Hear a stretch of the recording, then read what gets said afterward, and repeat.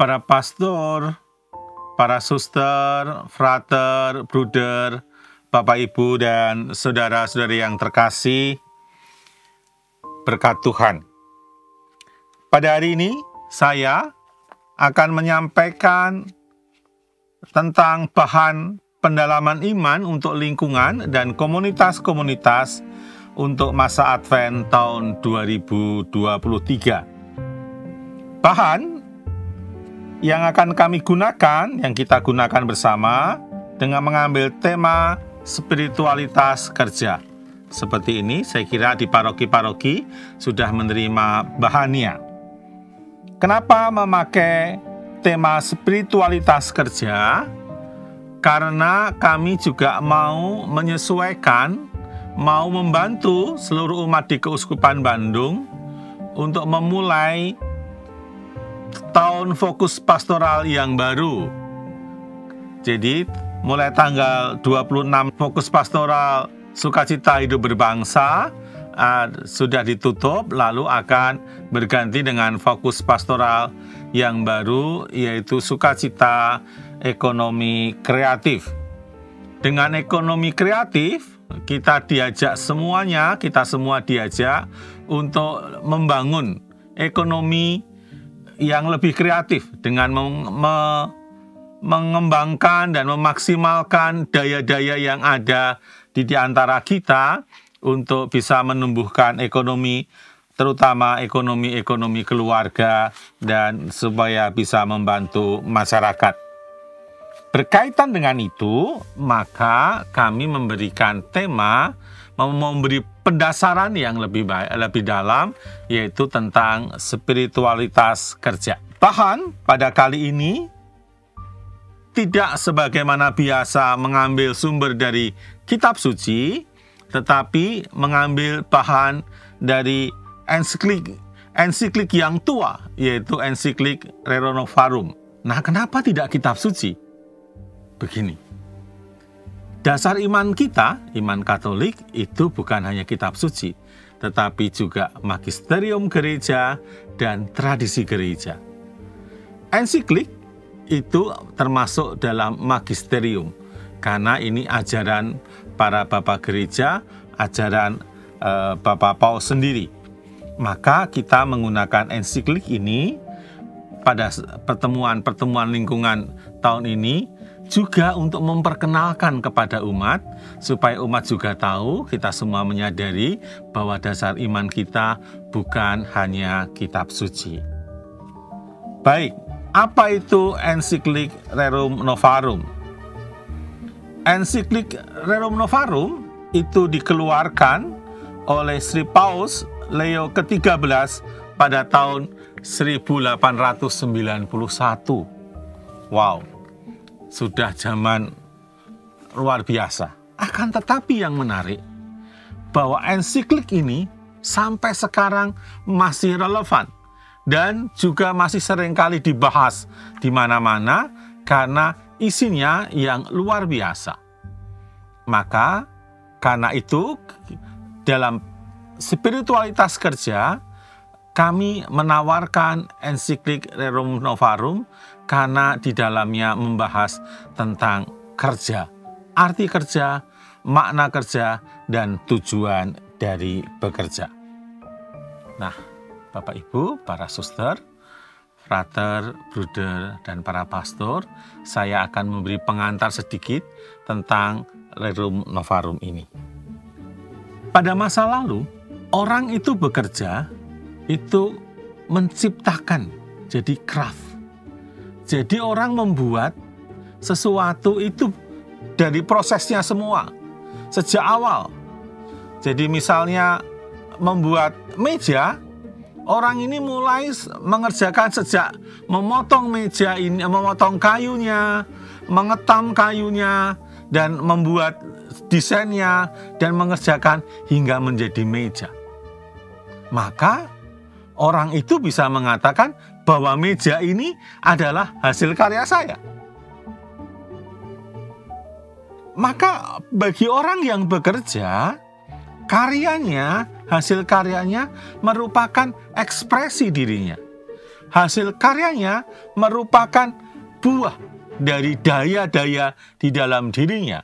Ada daya pikirnya, daya kreativitasnya, dan daya-daya kemampuan-kemampuan yang lain.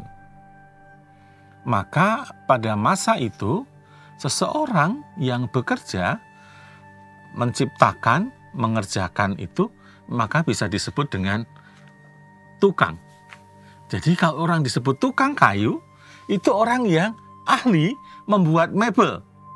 Kalau tukang roti, memang ahli membuat roti. Sejak awal prosesnya sampai menjadi produk yang bisa dinikmati. Nah, di dalam perkembangannya, lalu dibentuklah orang-orang yang mau belajar. Gimana kalau orang-orang mau belajar? Orang kalau belajar belum ada sekolahan pada waktu itu. Tetapi orang yang mau belajar itu nyantrik. Nyantrik itu ikut.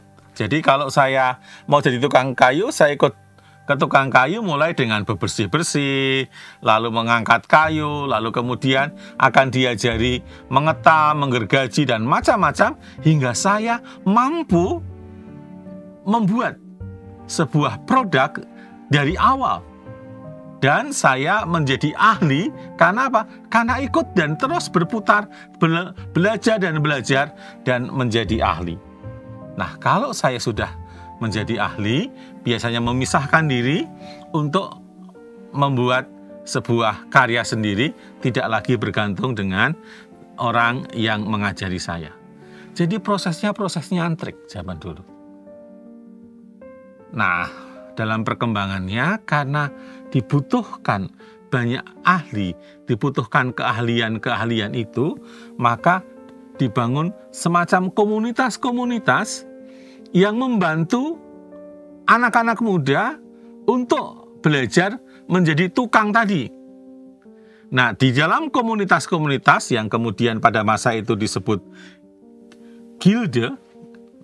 Nah, ada gilde-gilde, ini ada gilde perkayuan, ada gilde menjahit, ada gilde membuat roti, dan macam-macam itu. Nah, itu semacam sekolah di mana orang dididik memang untuk menjadi ahli itu.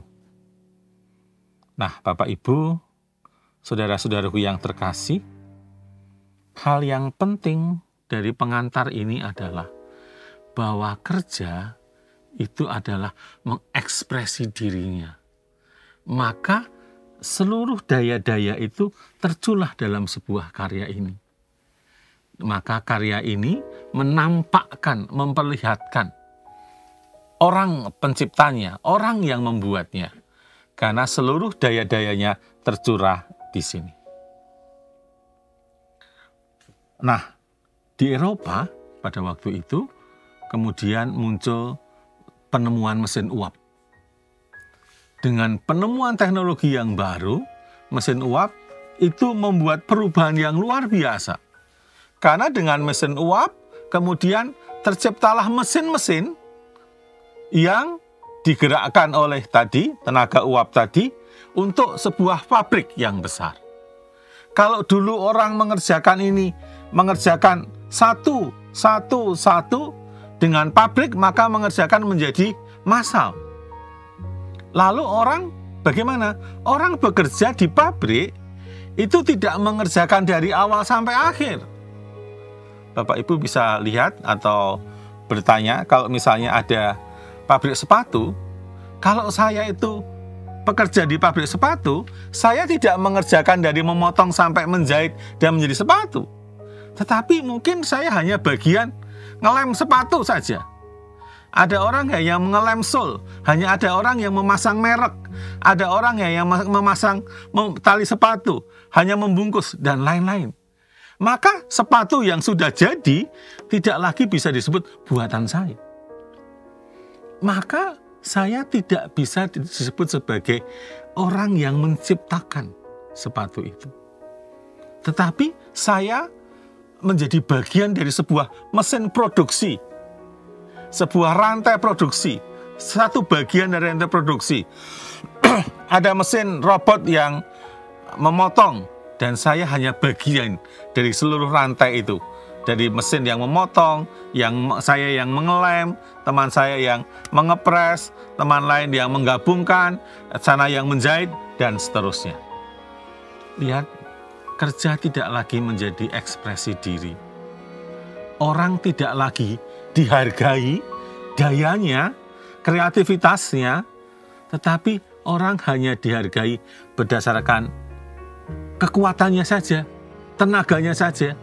Orang nggak usah mikir, sudah pokoknya kamu latihannya ngepres gitu ya. Jadi kalau lihat di pabrik kadang-kadang orang bisa mengesan udah gerak gerak tanpa berpikir apapun gitu, dengan kecepatan yang luar biasa. Kenapa? Tidak harus memikirkan banyak hal.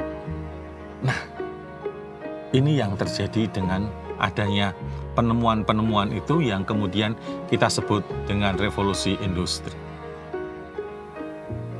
Revolusi industri dengan adanya banyak industri dan pabrik-pabrik menghasilkan sebuah perubahan sosial yang luar biasa. Orang-orang yang dulu berkarya, bekerja, menciptakan, sekarang tidak lagi. Karena apa? Kalah bersaing. Lalu mereka menjadi buruh-buruh pabrik. Karena semakin banyak buruh pabrik dan yang memiliki pabrik adalah orang-orang yang punya modal, orang-orang yang punya duit, maka terjadi kelas sosial, kelas para buruh, pekerja, dan kelas sosial para pemilik modal. Ini juga menimbulkan konflik yang luar biasa. Karena para pemilik modal akan menekan para buruh, menekan para pekerja supaya mereka mendapatkan untung banyak, sedangkan para pekerja untuk hidup tidak cukup, maka dia melawan para pemilik modal. Dan kalau ini menjadi sebuah kesatuan itu terjadi ada benturan-benturan sosial. Dalam situasi itulah gereja pada masa itu memberikan tanggapan atas situasi itu. Gereja prihatin, keprihatinan gereja. Gereja tahu persis akan situasi yang ada.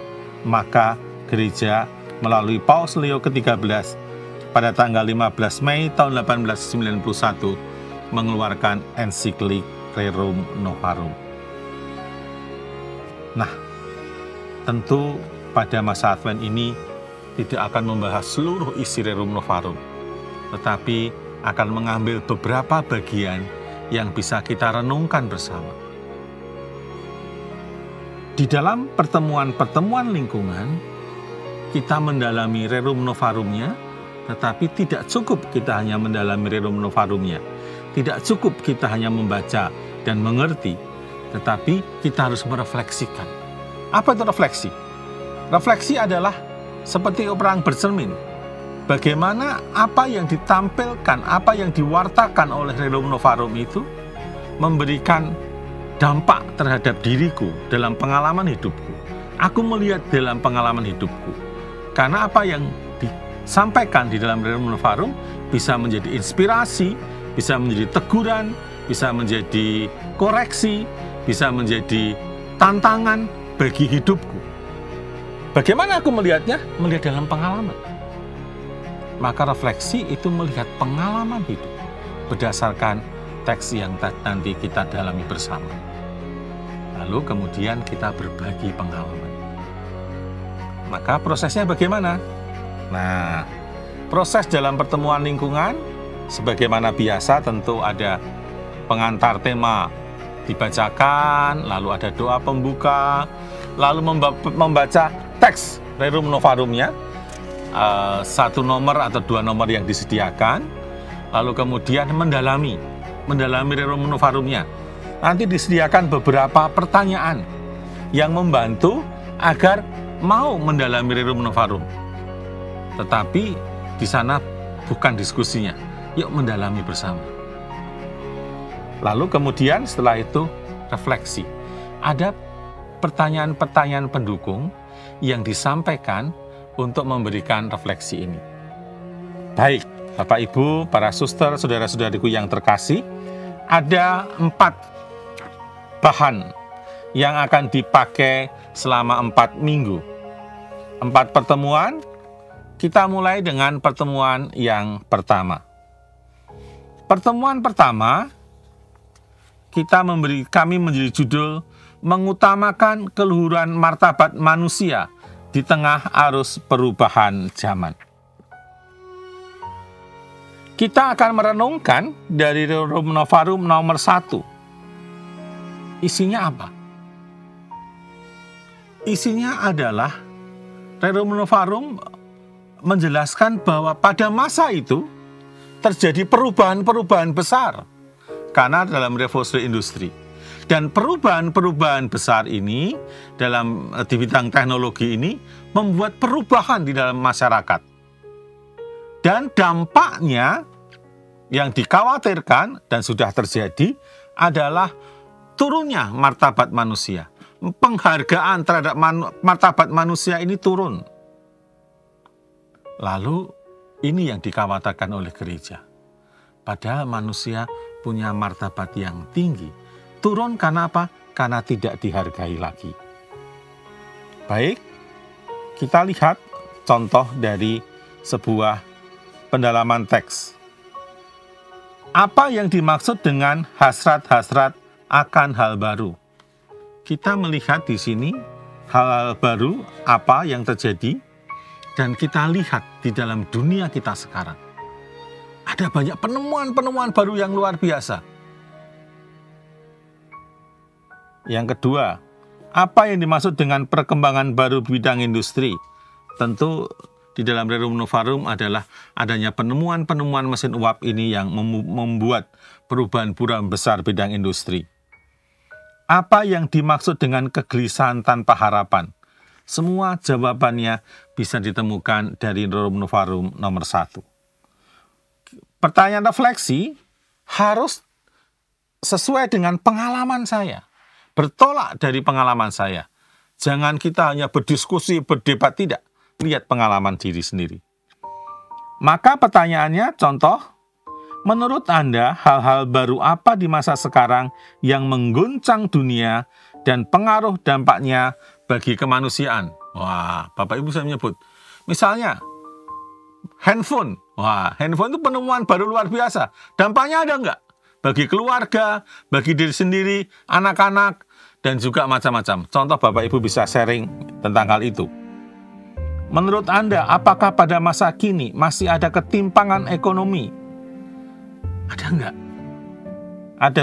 Lalu sumbernya dari apa? Nah, yang penting sekarang harus ada aksi. Apa yang bisa Anda kerjakan untuk mengurangi kegelisahan tanpa harapan yang menimpa banyak orang? Nah, bagian terakhir ini harus menjadi aksi nyata bersama. Tidak rumit ya, jangan berpikir rumit-rumit. Enggak, sederhana, lihat pengalaman.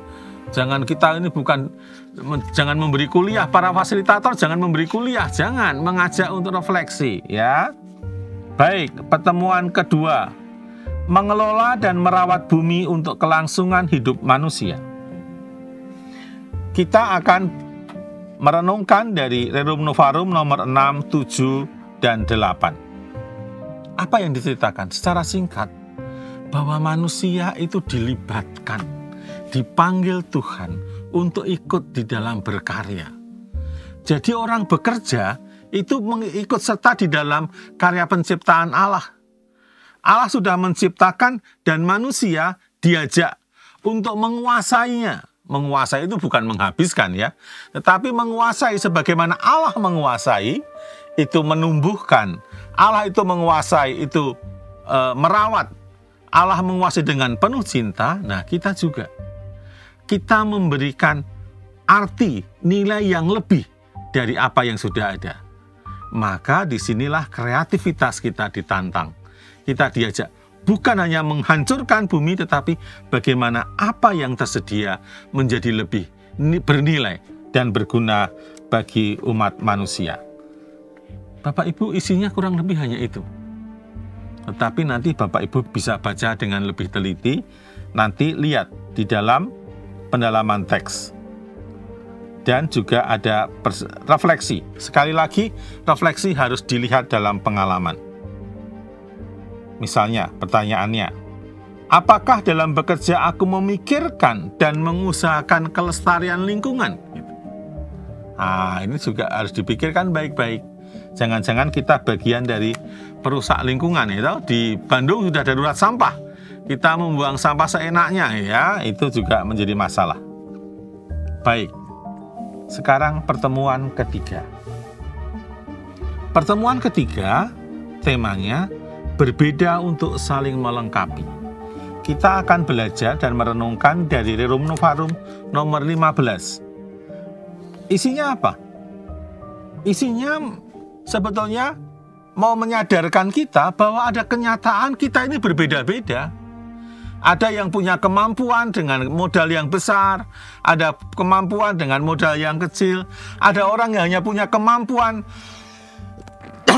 pemikiran, tenaga, ada orang yang kaya, ada orang yang miskin, ada orang yang dengan berbagai macam keahlian. Nah, ini berbeda-beda. Ada orang yang sejak lahir sudah kaya gitu kan. Tetapi ada orang yang kaya karena berjuang. Macam-macam hal. Nah, perbedaan-perbedaan itu bukan untuk dipertentangkan, tetapi untuk saling melengkapi. Maka di sini juga disarankan kalau para pemilik modal juga harus memperhatikan para pekerjanya. Para pekerja juga harus memberikan perhatian pada pemilik modal.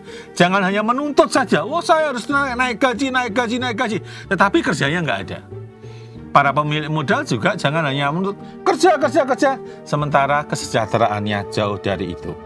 Nah, nanti Bapak Ibu bisa lihat di dalam pengalaman. Pasti Bapak Ibu pengalamannya lebih kaya. Kalau saya memberi contoh malah mempersempit dari pengalaman Bapak Ibu.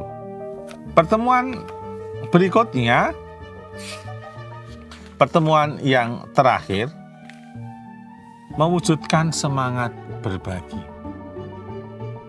Bagaimana mewujudkan semangat berbagi? Kita merenungkan dari Rerum Novarum nomor 21 dan 22. Kalau saya sudah bekerja dan mendapatkan hasil, maka jangan hanya berpikir untuk diriku sendiri. Saya juga dituntut untuk apa? Berbagi dengan saudara-saudara kita yang berkekurangan. Nah, di sini, pada titik ini kita diajak untuk bersama-sama menghargai martabat orang lain. Kita berbagi bukan karena memberi, oh kamu kurang ya, udah ini pakai, bukan. Tetapi dengan hati, karena dia bagian dari hidup saya. Dia adalah sesama saya. Sesederhana itu sebetulnya bahannya. Lalu nanti kita refleksikan bagaimana itu ada di dalam hidup saya masing-masing. Misalnya, dalam pengalaman hidupku, apakah yang aku miliki adalah sepenuhnya milikku sendiri? Atau aku menyadari sebagai rahmat yang berarti harus berguna bagi orang lain? Kadang-kadang kita mohon, kita mendapatkan anugerah lalu pikir, ini hak saya. Lalu saya menikmati, lupa bahwa saya juga menjadi saluran berkat bagi orang lain. Bapak, Ibu, dan saudara sekalian, para romo, para suster, frater, dan bruder, itulah bahan permenungan kita selama masa Advent. Apa yang penting? Pesan bagi para fasilitator, persiapkan dengan baik. Baca dengan sungguh-sungguh.